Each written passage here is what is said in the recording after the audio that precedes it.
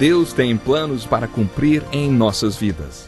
Essa é a mensagem de toda a Bíblia e é isso mesmo que estamos estudando aqui no Encontro com a Palavra, escrito pelo pastor Dick Woodward e narrado pelo pastor Edson Bruno.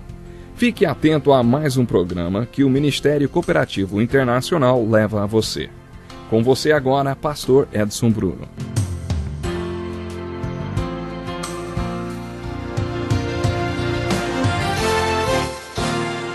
Seja bem-vindo a mais um Encontro com a Palavra. Eu estou muito feliz com esta oportunidade que Deus nos concede de estarmos juntos estudando a Bíblia Sagrada através de Encontro com a Palavra.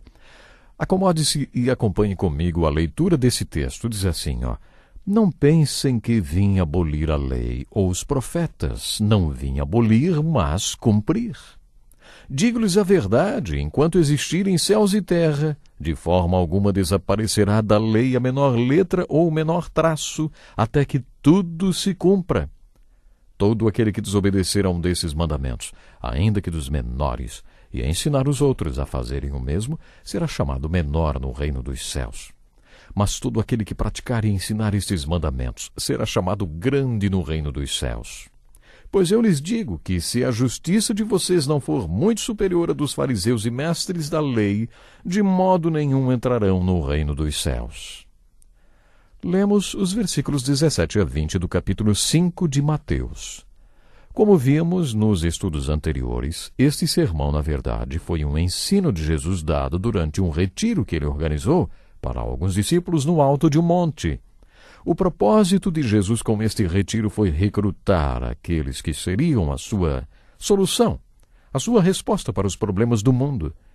Lá embaixo, no sopé da montanha, estavam milhares de pessoas que tinham sido ministradas por Jesus, entre as quais ele tinha escolhido aqueles que o acompanharam até o alto do monte. E lá, no alto deste monte, Jesus deu o ensino que está registrado nos capítulos 5, 6 e 7 de Mateus. Conforme vimos no último programa, nos versículos 13 a 16, Jesus disse aos seus discípulos: vocês são o sal da terra, a luz do mundo, a cidade sobre o monte que não pode ser escondida e a candeia que ilumina a todos. Jesus estava recrutando as soluções e as respostas para todos os problemas lá no sopé da montanha. Este foi o contexto no qual este estudo foi dado. Não podemos nos esquecer que o contexto deste estudo foi parte de uma grande estratégia. Muitos teólogos afirmam que as bem-aventuranças dos versículos 3 a 10 são o ensino em si, e o restante do sermão é uma aplicação deste ensino. As bem-aventuranças desafiam os discípulos a olharem para dentro deles mesmos. A partir do versículo 11 até o final do capítulo 5, Jesus os desafia a olhar ao redor. Agora que vocês já olharam para dentro, olhem ao redor e relacionem as bem-aventuranças com o mundo de vocês, e depois com a palavra de Deus, e depois com diferentes pessoas lá do meio da multidão no sopé da montanha. Nos versículos 17 a 20, Jesus estava dizendo aos discípulos: olhem lá para baixo. Vocês estão vendo todas aquelas pessoas com todo tipo de problemas? Se vocês vão ser parte da minha resposta e da minha solução para eles, precisam entender algo sobre as Escrituras.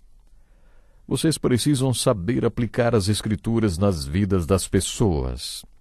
Já ouvi o seguinte comentário: a diferença entre a maneira como os fariseus, os mestres da lei, como eram chamados, abordavam as Escrituras, e a maneira como Jesus abordava era que Jesus aplicava a lei de Deus na vida do povo através do prisma do amor de Deus. Jesus nunca perdeu de vista a razão por que Deus deu a sua palavra e a sua lei, isto é, o seu amor pelo homem. Toda a lei foi dada com este princípio, e é isso que o apóstolo Paulo chama de o espírito da lei. O espírito da lei nos dá vida porque é o amor. O espírito da lei nos faz lembrar que toda a lei de Deus ou toda a palavra de Deus partiu do coração de Deus, cheio de amor pelo homem. Jesus sempre teve esta visão. Por isso podemos dizer que ele passava a lei pelo prisma do amor de Deus antes de aplicá-la na vida do povo. Os fariseus e escribas não faziam isso. Eles apenas despejavam a lei sobre o povo.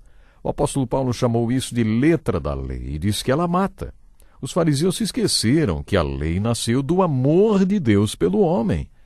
Eles simplesmente despejavam a letra da lei sobre o povo e não se importavam se aquilo ajudaria ou traria mais peso para a vida das pessoas. Nos versículos 17 a 20, Jesus está fazendo duas afirmações.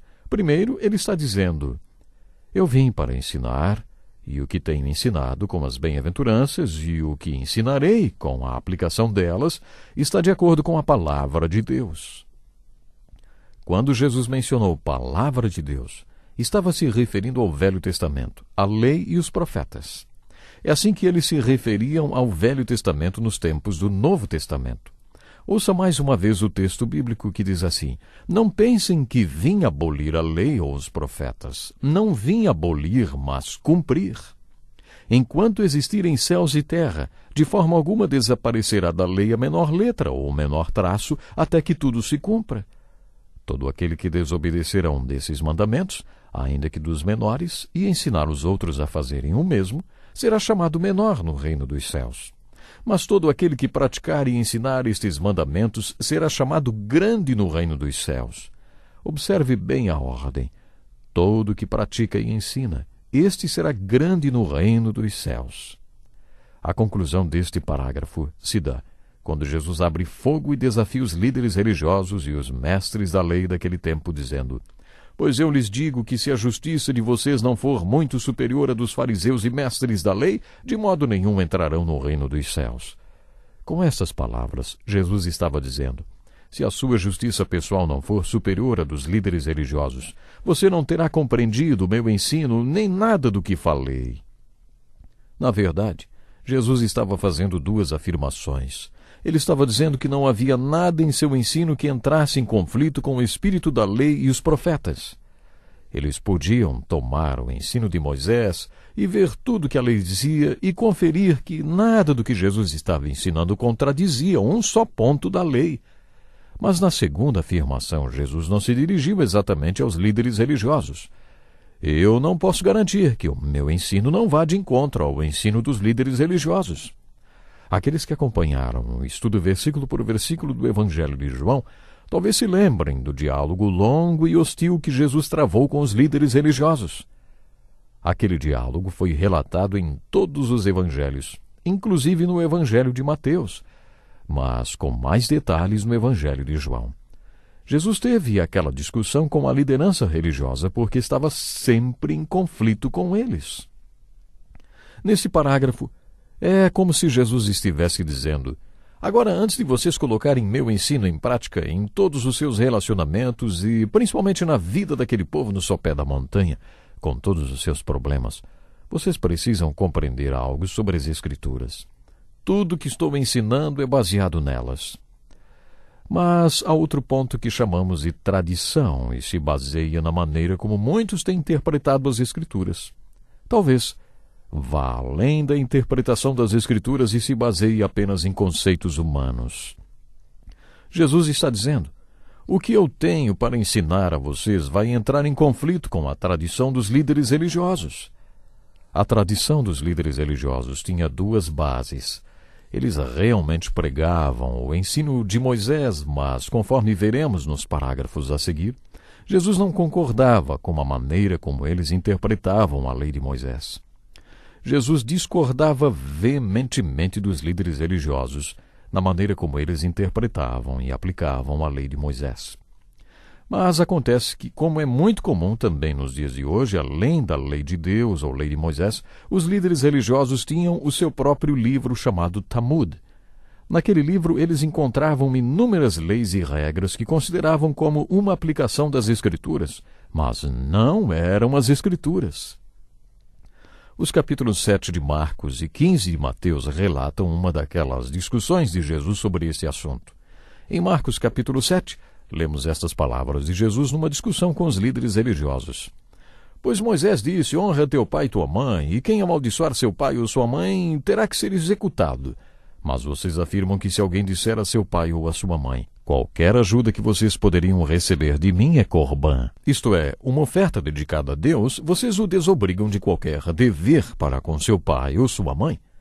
Isso quer dizer que os fariseus se eximiam da obrigação de cuidar dos pais idosos. Jesus estava dizendo a eles: Moisés não escreveu isso. Isto não faz parte da palavra de Deus. Isso é parte da tradição de vocês. Quando a tradição de vocês entra em conflito com as Escrituras, ela passa a guiar a vida de vocês. Jesus repreendeu fortemente aquela atitude, dizendo: quando vocês colocam a tradição de vocês acima da palavra de Deus, vocês tornam a palavra de Deus vazia e ineficaz. Se a tradição de vocês é mais importante do que as Escrituras, ela passa a não ter valor.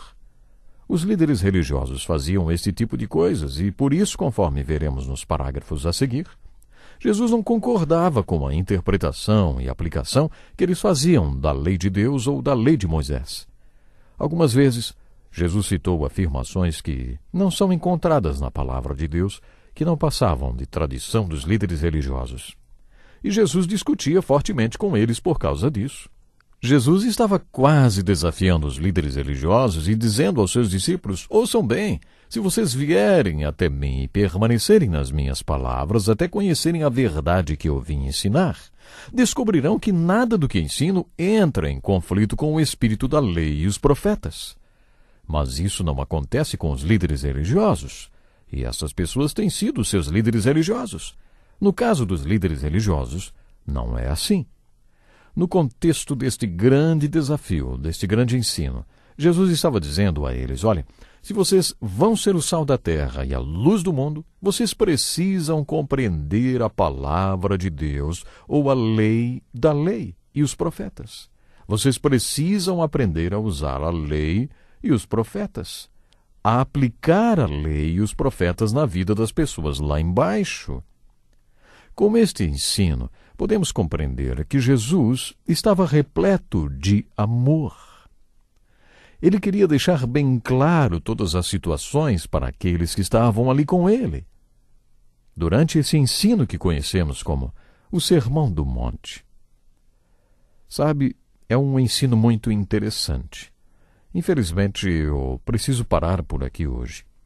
Vamos continuar a estudar tudo isso no próximo encontro com a palavra, quando veremos como podemos aplicar tudo isso na vida das pessoas que estão à nossa volta. Claro, como primeiro podemos aplicar na nossa vida.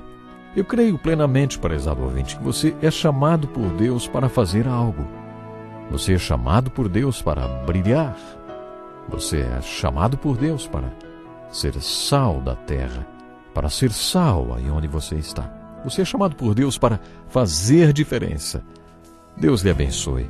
Até o próximo programa. Que lição importantíssima. Obrigado, pastor Edson Bruno. Prezado ouvinte, coloque em prática o que você ouviu aqui. Sem dúvida, sua vida será grandemente abençoada. Este é um estudo escrito pelo Dr. Dick Woodward, na voz do pastor Edson Bruno. Escreva-nos e solicite o material.